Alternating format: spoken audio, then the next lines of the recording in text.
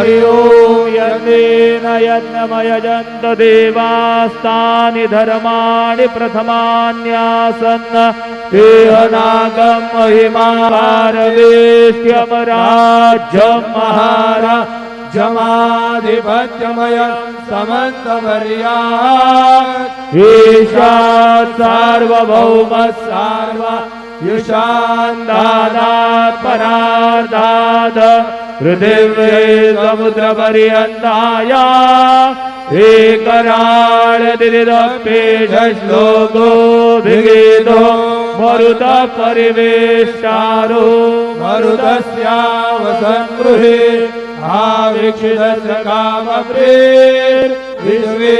देवा सभासदयिते श्रीनारायण वासुदेवाय सच्चिदानंद सद्गुरु साईनाथ महाराज की जय।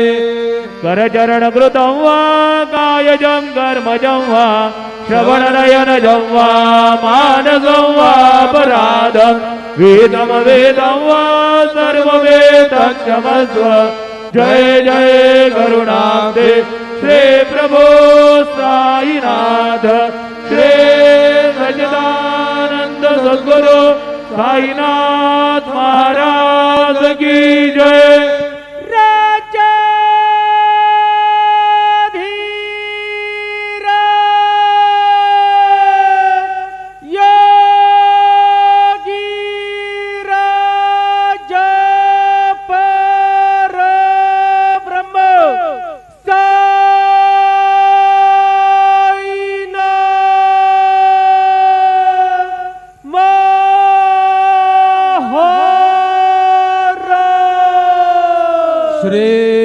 सच्चिदानंद सद्गुरु साईनाथ महाराज की जय।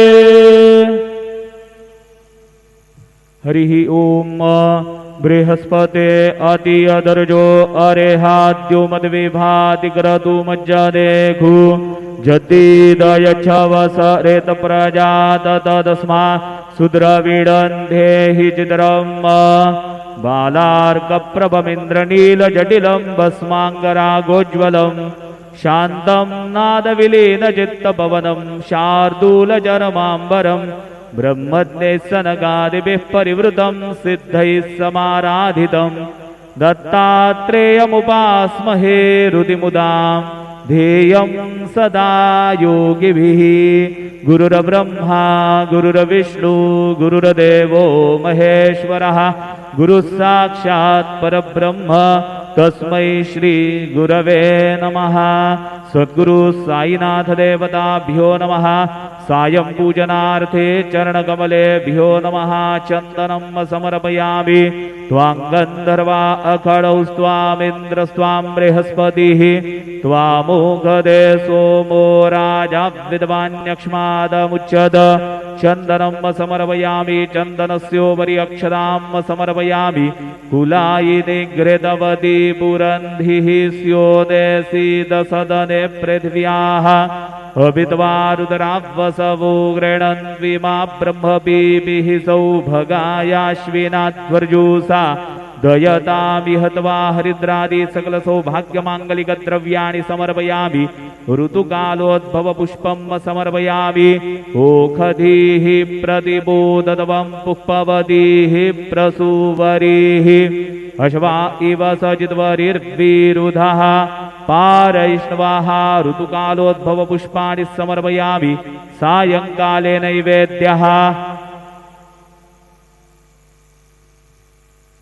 अन्नपतेन्नस्य नूदै जनमीवस्य शुक्मिनः प्रप्रदातारन्तारिक ऊरजन्नो देहि द्विपदे चतुष्पदे चतुष्कोणमण्डलं कृत्वा तदुपरि नैवेद्यपात्रं निधाय गायत्रीमन्त्रेण पात्रं प्रोक्षयेत्। ऋतन्त्वा सत्येन परिह्यञ्जामि धेनुमुद्रयाममृतीकृत्य गरासमुद्रया।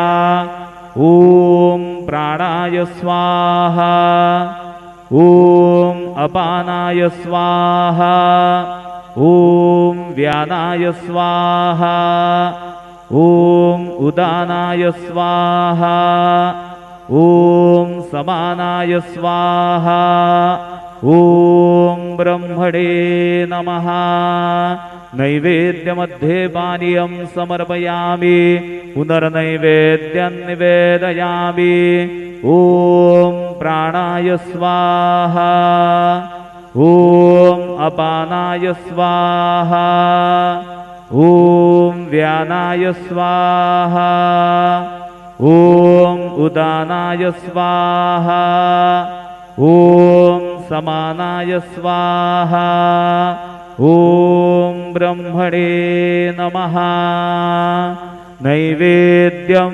समर्पयामि हस्तप्रक्षालनं समर्पयामि मुखप्रक्षालनं समर्पयामि शेषोपचारार्थे प्रार्थनापूर्वक नमस्कारं करोमि श्री सच्चिदानंद सद्गुरु साईनाथ महाराज की जय।